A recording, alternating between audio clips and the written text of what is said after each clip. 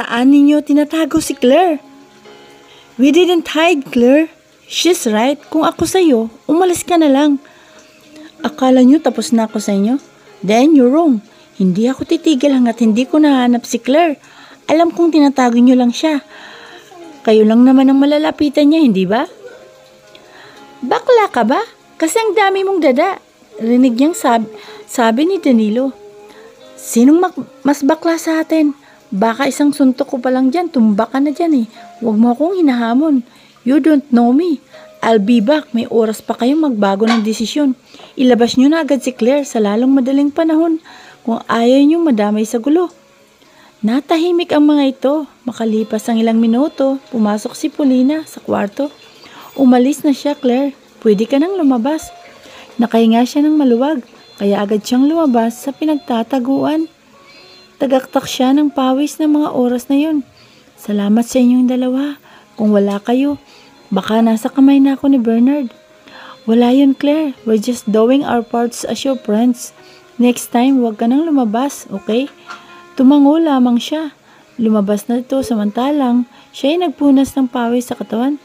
Nang matapos, lumabas na siya at nakita niya ang dalawa na nanonood ng TV. Yung pinto nakalak. Mabuti naman. Dahil walang magawa, nakisali siya sa panonood ng dalawa. Tao po. Sabay-sabay silang natigilan nang marinig nila yun mula sa labas. Nagkatinginan pa silang tatlo. Sino kaya yan? Tanong ni Danilo. I don't know. Harapin nyo na lang kaya. Anya sa mga ito. Sabay-sabay na tumango ang dalawa. Naglakad palapit ang mga ito sa pinto samantalang siya nagtago sa may sopa. Umupo siya sa sahig para hindi siya makita. Diyos ko, parang habang buhay niya itong gagawin ang magtago dahil hindi siya sigurado kung sinong nasa labas ngayon. Marahil isa ito sa mga inutusan ng mami at daddy niya. She knew they will do everything just to find her. Magandang umaga po, konsehal po. Ano pong may paglilingkod namin po sa inyo? Rinig niyang sabi ni Paulina. Magandang umaga rin. May gusto lamang akong itanong. Dito ba nakatira ang babaeng yun? Ang babaeng ito na nasa larawan.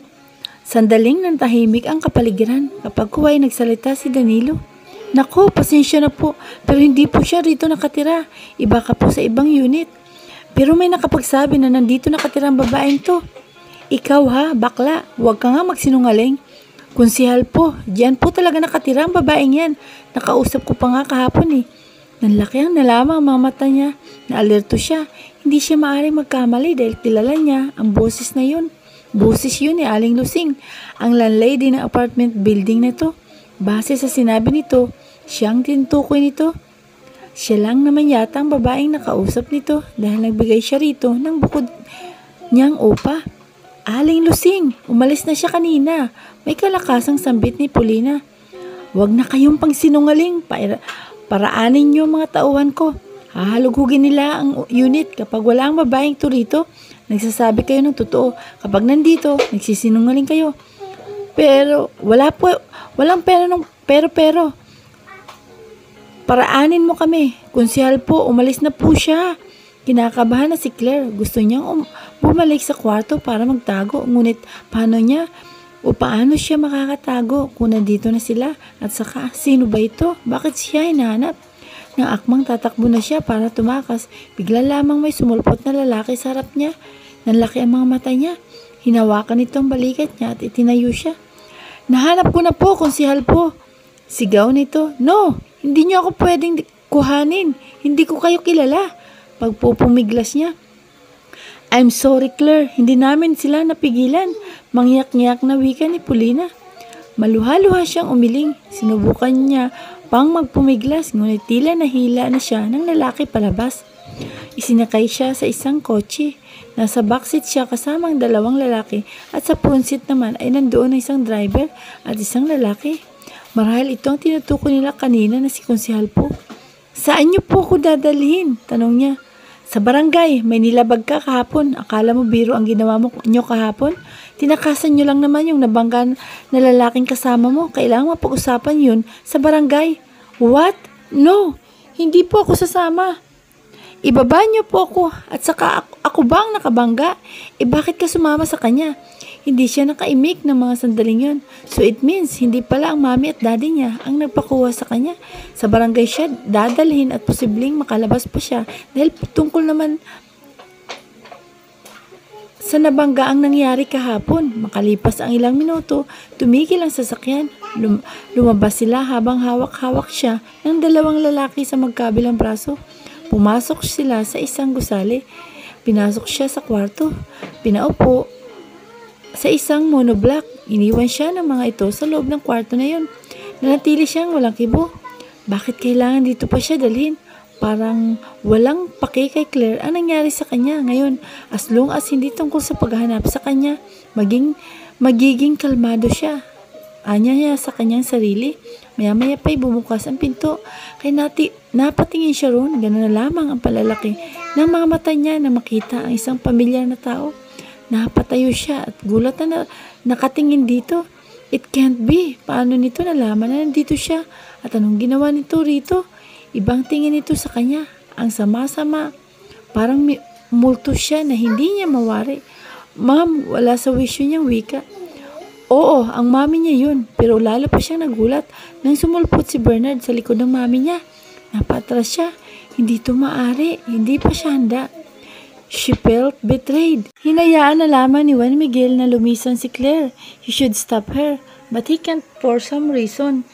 Nito lang, gustong-gusto niyang makita ito pero parang wala na lang ang pag-alis nito.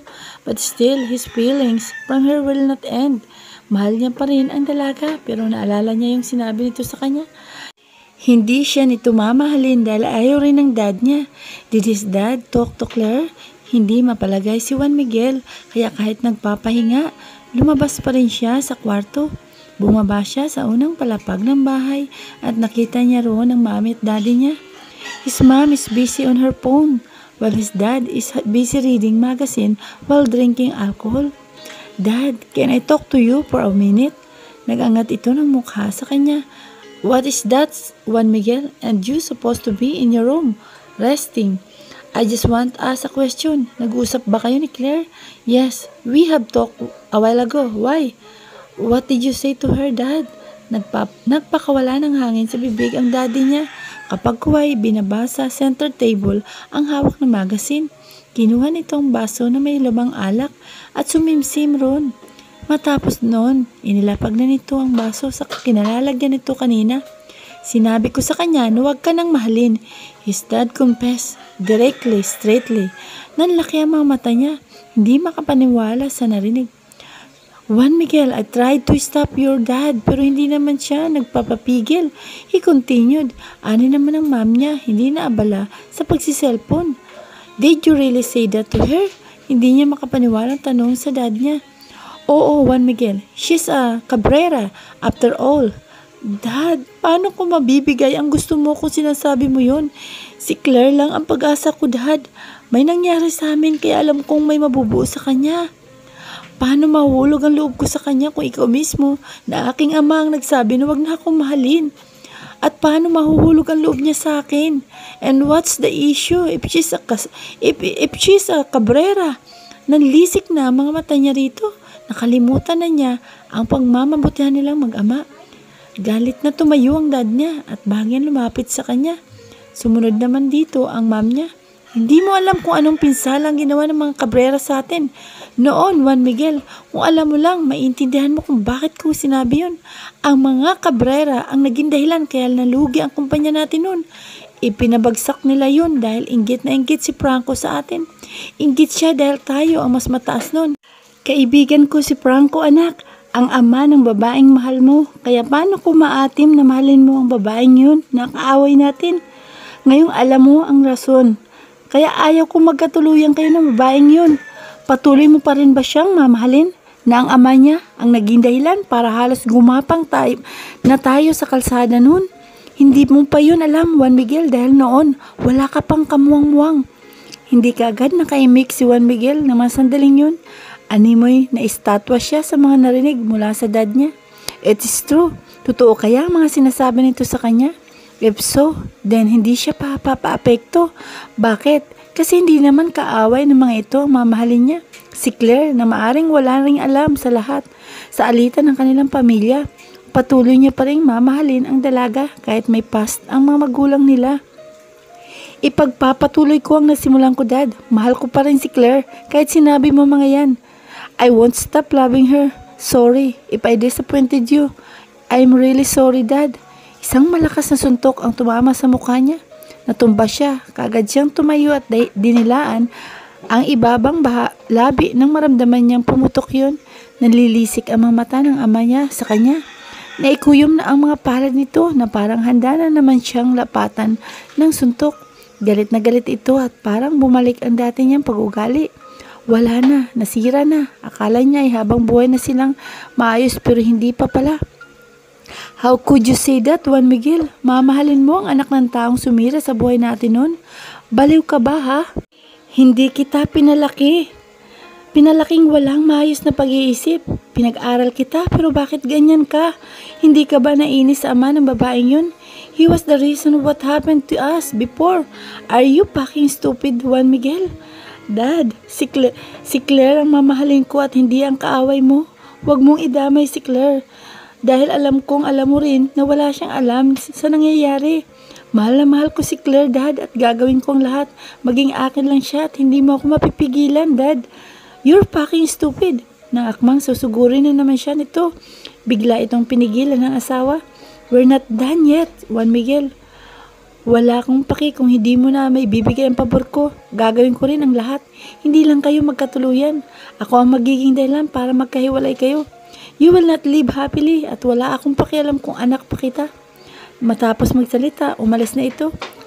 Samantalang, ang mami niya ay nilapitan siya at niyakap. Humingi ito ng tawad bago sumunod sa asawa nito. Malalim na napabuga ng hangin sa bibig si Juan Miguel. Pagkuway bumalik sa kwarto niya, pumasok siya sa banyo at pinakatitigan ang sarili sa salamin. Naalala niya yung nangyari nun. Nalugi ang kumpanya nila. Ang sabi na nakawan daw. Pero hindi. Alam niya kung bakit nalugi ito pero hindi niya kilala kung sino may gawa. Siniraan ang kumpanya nila kaya marami ang umalis. To the point na iwanan na sila ng mga empleyado nila at ang mga ka-business partner ng dad niya. Umalis na rin. May muwang na siya noon. At may muwang na siya sa mga nangyayari noon. Once in his life, naranasan niyang maging mahirap. Naranasan niya kung paano manirahan sa kalsada. It's hard to believe. But it was true. Everything was true. Tapos ang ama pala ni Claire ang may gawa ng lahat. How could he do that to them? Darating din ang panahon na malalaman niya ang totoong dahilan kung bakit sila siniraan ito sa marami. Hindi niya sisirain ang sinabi niya. Patuloy niya pa rin mamahalin si Claire. Nagilamos na siya at nang matapos, lumabas na siya ng banyo. Sakto namang tumunog ang cellphone niya. Kinuha niya yon at tiningnan kung sino ang tumatawag. Si Warren. Kagad niya itong sinagot dahil sa pagtataka. Hello bro, why did you call? Bro, Cruz was shot earlier. What? How? I don't know bro, basta kinausap lang kami ni Bernard tapos may bumaril na kay Cruz. Sa balikat lang naman siya nabaril kaya ayos na siya ngayon. But I'm pretty sure may kinalaman si Bernard sa bumaril kay Cruz. Naikuyom na lamang niya ang kanyang kamay dahil sa narinig. Talagang nang aasar ang Bernard na yun. Isa sa mga pinagsisisihan ni Juan Miguel ang naging kaibigan niya ang gagong yun. He's too much kapag gumaling siya. Babalikan niya ito. Hindi maaaring walang nangyari sa mga ginawa nito. Matapos siyang pestehin ngayon nga'y tunay naman niyang kaibigan. Mga tunay naman niyang kaibigan ang pinipeste. Pagkatapos niya may ginawa sa kanya. Damn him. Baka mapatay niya pa ito sa gigil niya. Alam niyang isa rin ito sa magiging hadlang sa kanilang dalawa ni Claire. Ma'am, what are you doing here? Wala sa sariling tanong ni Claire sa mami niya. Isang sampal ang lumagitik sa kanyang mukha. Kagad niyang nasapo yun nang makaramdam siya ng kirot. Gulat niyang tiningnan ang mami niya na hanggang ngayon ay masama pa rin ang tingin sa kanya. Sa wakas, Claire, nagpakita ka rin. Bagay lang yan sampal na ginawad ko sa'yo. Hindi mo alam kung anong perwisyo mo, Claire. 2 weeks. 2 weeks kang nawala. You think it's okay to us na hindi ka makita ng ganong katagal? Then you're wrong. Ma'am, let me explain. Tumulo ng luha sa mga mata niya. Pagkuhay ay nangungusap na tumingin dito. May rason po, ma'am. Kaya nagtagal ako sa Paradise Island. May rason po, kaya ako patuloy na nagtatago. Tuluyan nang rumagasa ang maraming likido sa magkabila niyang mga mata. Ito na yatang panahon para ipaalam niya ang katotohanan na kaya siya nagtago dahil natatakot siya na baka kapag sabihin niyang nakuha na ang iningat-ingatan niya, kamuhian siya. Takot pa rin siya hanggang ngayon, ngunit baka kapag sinabi niya ang katotohanan, baka patawarin na siya nito. Hindi rin naman siya sanay sa ganitong sitwasyon, pero ginagawa niya pa rin. Rason? Anong rason, Claire? Lumunok siya. Someone took my virginity, ma'am. Dahil sa hiya, napayuko siya sa isla, sa Paradise Island na wala ang iningat-ingatan ko. Hindi ko alam ng gabing yun. May nakasiping na pala akong isang lalaki. Ma'am, nawala na yung matagal ko ng iningat-ingatan. Ayun ang naging dahilan kaya nagtagal ako. Ayaw ko pong malaman nyo ang nangyari sa akin. Ayaw ko malaman nyo dahil nahihiya po ako. Baka sabihin nyo kung kani-kanino ako pumapatol na lalaki, ma'am. It was an accident. Hindi ko ginusto ang nangyari sa akin. Nagawa ko magtago dahil natatakot po ako sa inyo ni Dad. Ayaw ko pong madismaya kayo sa akin. Sorry po, ma'am. I'm really sorry. Hindi ko po sinasadyang lahat ng ito, ma'am. Sorry po. Umahagulhol niyang litanya sa kalumuhod sa harap ng mami niya. Hinawakan niya ang mga kamay nito. Hindi din nito nagawang makakibo. Kita rin niya ang gulat sa mukha ng mami niya. Kalaunan ay laking gulat niya nang bigla siya nitong itayo at hayakapin ng mahigpit. Hinayaan ni Claire yun. Ramdam na ramdam niya ang pagmamahal ng mami niya sa kanya. Ang higpit ng yakap nito. Parang ayaw na siyang bitawan. Maya-maya ay narinig na sumisingot ito. Kaya agad siyang humiwalay dito. From her eyes, tumulo ron ang ilang butil ng luha. Who did that to you, Claire? Galit nitong tanong. Lumunok siya. She can't lie. Si Juan Miguel po, What? Totoo po yun, ma'am. Siya po ang kumuha ng pagkababae ko. Umiiyak niyang sagot. Umiiyak na rin ang mami niya at umuli siyang niyakap. Napapikit na lamang siya. Ang sarap sa pakiramdam na niyayakap na niyang muli ang mami niya. Takot na takot siya rito. Kanina pero ngayon, hindi na. Ramdam niya ang pagmamahal nito sa kanya ngayon. Hindi namin palalampasin ng daddy mo ang ginawa ng lalaking yun, anak. Sinira ka niya. Kinuha niya ang pagkababae mo na walang pahintulot. Don't worry, anak. We will do everything. Makukulong lang siya. Umiwala ito sa kanya at sinapo ang pisngi niya. Huwag kang mag-alala. Claire, maling kinalaban niya tayo. Magkakaroon din ng hustisya sa pagkawala ng iningat-ingatan mo. Wala ka nang maiharap sa magiging asawa mo. Dating ang araw, hihimasin ng lalaking yon ang malamig na rehas. Napatango na lamang siya sa sinabi nito. Hindi niya napigilang maawa kay Juan Miguel dahil mabait naman ito para makulong. Pero sa tingin niya ay parusa na rin ito sa kanya. Hindi maganda ang ginawa nito sa kanya. Kung mahal siya, dapat hindi siya ginalaw. Kung may kasalanan siya, may tamang dapat gawin. Hindi yung kuhanin ang pagkababae niya. Maya-maya pa ay napagdesisyonan na niya umalis. Bumalik kung saan talaga siya nararapat. Habang nasa sasakyan, hindi niya mapigilang tanungin si Bernard na nasa tabi niya. Nasa unahan ng mami niya. Katabi ang driver samantalang sila ni Bernard ay nasa backseat. Paano niyo nalaman na nandun ako? Tanong niya. I saw your things inside, Claire. Akala yata ng mga kaibigan mo. Hindi ko malalaman na nandun ka. Sa may kama, nakita ko ang mga bag mo na siya ring dinala mo sa Paradise Island. Nagpanggap akong walang alam. Umalis ako para sabihin ang impormasyon kay Tita. Claire, kung magtatago ka rin lang naman, make sure na walang makikitang gamit mo. Pamilyar na ako sa mga gamit mo, kaya hindi ka na makakapagtago pa sa akin. She rolled her eyes. Hindi niya alam kung matalino ba ito o nagkataon lang. Imbis na sagutin pa, nagsumiksik na lang siya sa tabi at hinintay na makauwi na siya. Hindi niya pa rin mapigilan ang kabahan. Ngayong alam na ayos na sila ng mami niya, ang daddy naman niya ang kailangan niyang harapin. Nang makarating sina Claire sa bahay nila, kagad silang bumaba. Hinawakan ng mami niya ang kamay niya at naglakad na sila papasok sa loob habang si Bernard ay nasa likod nila. Hindi magkamayaw ang puso ni Claire ng mga oras na yun. Hindi pa siya handang harapin ang daddy niya dahil natatakot siya. kanina habang nasa biyahe. Kinausap siya ng mami niya na hindi naman daw galit ang daddy niya sa kanya. But she didn't believe. Kilala niya ang daddy niya. Baka masampal din siya nito katulad ng ginawa ng mami niya sa kanya. Hindi na siya makakatalikod pa lalo pat nakapasok na siya sa loob ng bahay. At kagad na sinalubong siya ng daddy niya. Nanlaki na lamang ang mga mata niya nang sampalan siya nito. Sinapon niya ang pisngi. Alam naman niyang namumula na nga ito ngayon. How dare you, Claire? 2 weeks, 2 linggo kang nawala rito. Hindi yung katanggap-tanggap. We did our best just to find you. Tapos sa mga kaibigan mo lang pala ikaw nagtatago. Anong klase kang anak? Ayaw mo sa amin? If so, din mas ayaw ko rin sa'yo. Nanggagalitin itong saad pero kita niya na nagpipigil lang ito. Honey, wag mo nang pagalitan si Claire. She already explained to me what happened to her. She also told me why she hid to us. Her mom said.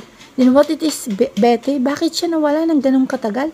Because someone took her precious property. Her mom answered. Then who the hell took it? Claire?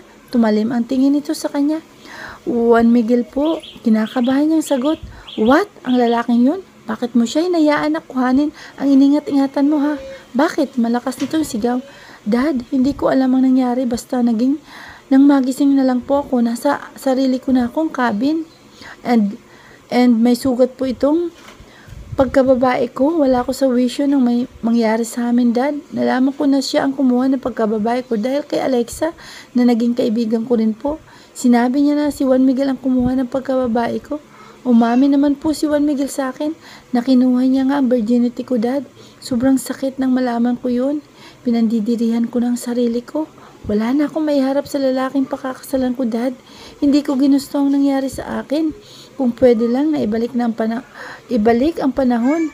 Ginawa ko na po. Hindi na po pupunta sa Paradise Island. Pinagsisisihan ko po ang pagpunta ko ron.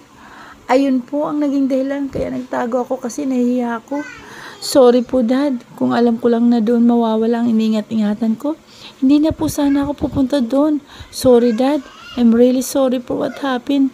Please forgive me what I did. Umiiyak niya sabi sa dad niya. Nawala ang galit sa mukha nito at napalitan yun ng gulat. Ang lalaking yun ang kumuha na virginity mo? Tanong nito. Alam niyang magiging concern ng mami at daddy niya dahil ito rin ang turo sa kanya. Ingatan ang pagkababae niya sa kung sino mang lalaki. Ang maito rin ang nagsabi sa kanya na ibigay lang niya ang bataan niya sa lalaking handa siyang mahalin habang buhay. Opo, Dad. Hayop siya. Huwag kang mag-alala. Gagawin ko ang lahat. Maparusahan lang lalaking yun. Dad, pwede po bang wag na nating palalain ang issue? Ayaw ko na pong sumakit. Hindi anak. Hindi ko papalampasin to. Lalo pat anak siya ng kaaway ko. At isa pa, hindi ko hayaan na magmahalan kayo dahil hindi kayo karapat-dapat. Basta, del pero kumukulo agad ang dugo ko. Hindi mo siya mamahalin. Ayaw ko maging parte ka ng pamilya nila. Mahal mo ba siya, Claire? Umiling siya. Hindi po, Dad. That's good to know. Sige na, magpahinga ka na. Niyakap siya nito at umalis na rin sa pagkuway. Nakakailang hakbang pa lang ito nang tawagin niya. Dad, tumingin ito sa kanya. Hindi umimik. Can you forgive me po? She asked. Umiti ito sa kanila, lapitan siya. Hinawakan ito ang likod ng ulo niya at hinalikan siya sa kanyang noo. Pinapatawad na kita, anak. Naiintindihan na kita. Hindi na kami galit sa iyo, okay? Thank you, Dad. Tumango lang siya at umalis na. Nang makalabas ito sa bahay, binalingan niya ang mami niya. Ma'am, aakyat lang po ako. Ihatid na kita, Claire. Putol ni Bernard na nasa tabi ng mami niya. At bakit? Ma'am, ano bang ginagawa ng lalaking ito rito? Kanyang tanong sa mami niya. Huwag ka nang magtanong, anak. Binalingan ng mami niya si Bernard. Sige na, ihatid mo na siya sa kanyang kwarto. Gulat siyang napatingin sa mami niya. Nginitian siya nito. Bakit? Bakit ito hinahayaan si Bernard? Wala na siyang nagawa pa nang hawakan ni Bernard ang kamay niya at iginaya siya patungo sa kwarto niya. Ang kapal naman ng mukha nito. Bakit ba nasa bahay nila ito? Anong balak nito rito?